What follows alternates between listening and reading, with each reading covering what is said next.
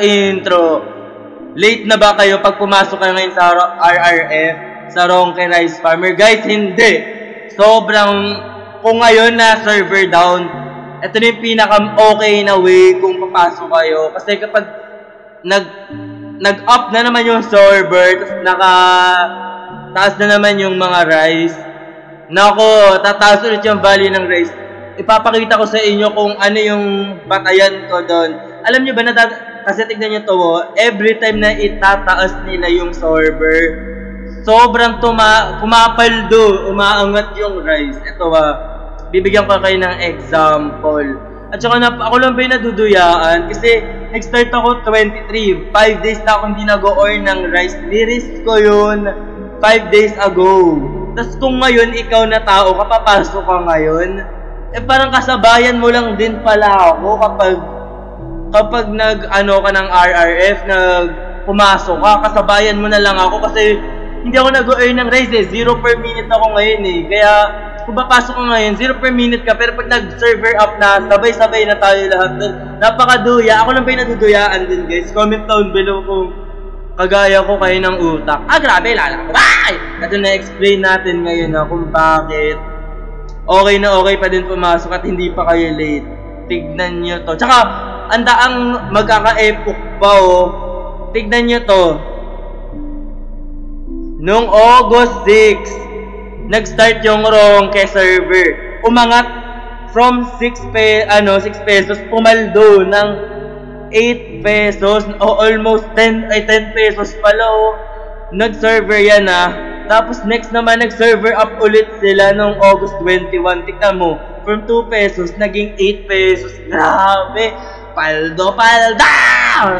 At hindi lang yun umangat pa yun, dire-diretso pa yun hanggang ilan yung inangat nun mula parang 40 na to 39 nga ngayon tignan nyo, consolidation, matagal na naglalaro, biglang umangat, ay ganito na yung pattern yan lagi consolidation, matagal na natutulog, pag inangat yung server, biglang aangat, tas biglang bababa, pero kasi binaba yung server, tapos kapag inangat yung server, aangat bigla. Ganun ulit nangyayari ngayon, tignan nyo.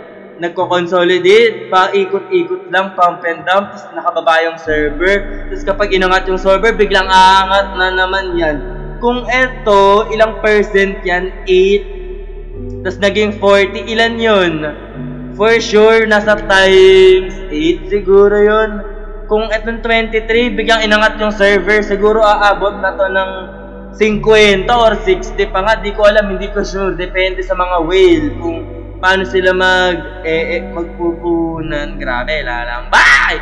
Kaya ayun, kung gusto nyo din simulan, pwede nyo bilhin yung team ko. Ito yung team ko, nasa 30 na lang to. Wait. Ito yung team ko, ipapakita ko sa inyo. Kung gusto nyo tong team ko, 30 na lang to, bibigay ko sa inyo ng 30. Tapos, ayun, kung gusto nyo naman, pag-usapan natin kung ayaw nyo ng 30. Grabe, lalang. Bye! So, ito na next. Pero may sasuggest din ako sa inyo kung ayaw nyo bilhin yung team ko. Alam nyo, masaya din gumawa ng sariling team Kaya, gamitin nyo tong code ko Ito try nyo gamitin yung code ko. Ito yung code Use RRF code EWONHK para pumaldo kayo kasi lahat ng gumamit ng code ko pumaldo ngayon. Let's go!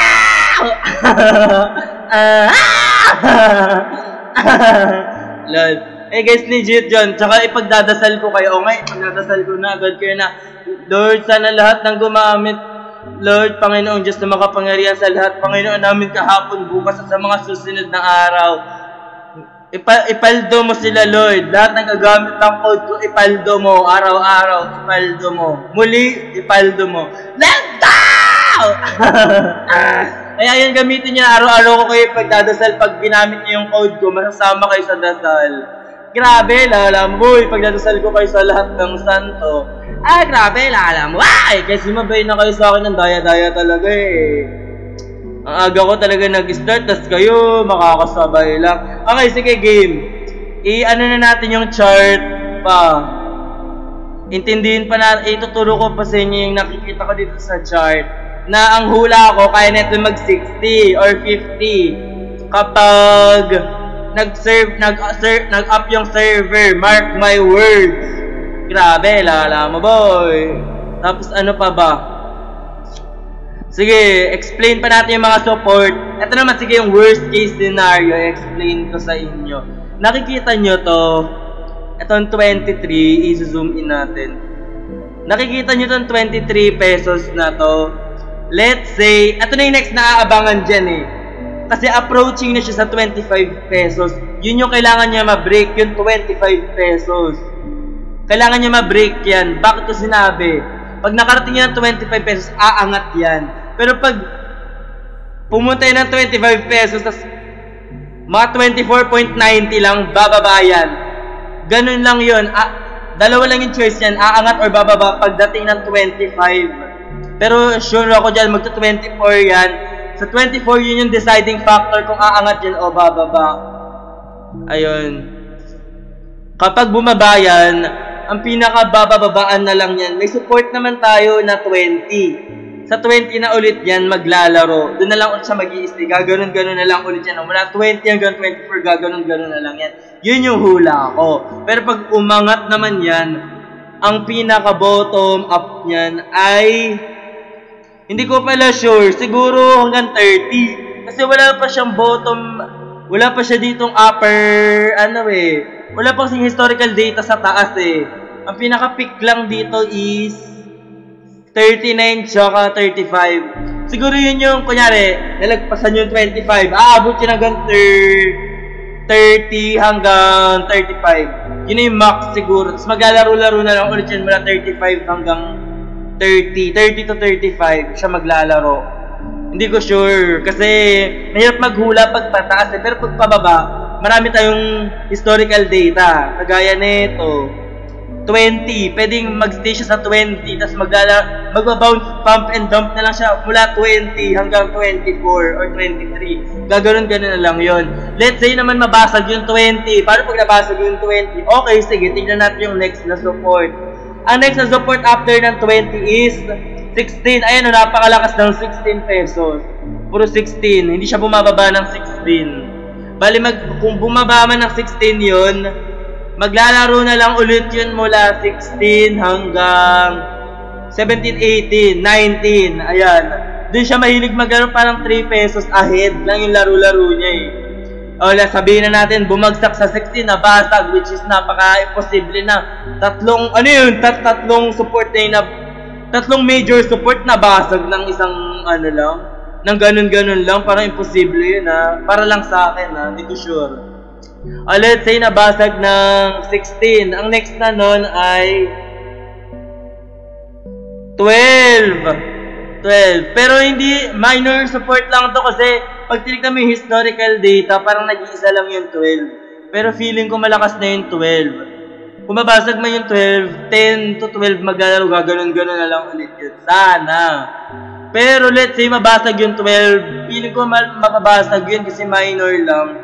Bababa naman tayo kung 12, bababa ng 8. Ito malakas tong support ng 8, sinisigurado ko 8. Kung 8 na yung pinakababagsakan, maglalaro na lang yun ng 8 hanggang 10. Let's say nabasag yung 8, ay grabe na, huwag naman, hoy. Let's say nabasag yung 8, maglalaro na lang yan, ang pinaka-support na lang yan 2. Ito, 2. Pwede pa rin yung 5, 5 tsaka 4. 2. Doon na, maglalaro ka, ganun-ganun na lang yan doon. Ang maganda nga dito, hindi siya nagzizero eh. Talagang fina-fund siya. Or nilalock in. Talagang merong budget. Ayun lang. Hindi siya nagsasentavo. Yun yung maganda doon. Ayun lang yung yung honest thoughts sa chart netong token na to na Rise pa lang to ha, paano pa yung Ronke, tsaka yung Ron. Grabe, lalambay! Kung gusto nyo pa na maraming ganitong klase ng video, mag-subscribe kayo, tsaka mag-comment kayo kung ano mga video yung gusto nyo gawin ko pa. Grabe, lalambay! Ayun, support niyo yung YouTube channel ko naman para masipagin ako gumawa ng maraming video, lol. Tsaka mag-subscribe na kayo. Gamitin niyo yung code ko, tsaka sa OPX. Gamitin niyo yung code ko sa OPX. Ayun lang, bye-bye. Gamitin niyo yung mga code ko sa OPX, tsaka sa maraming video, Grabe, lalang. Bye!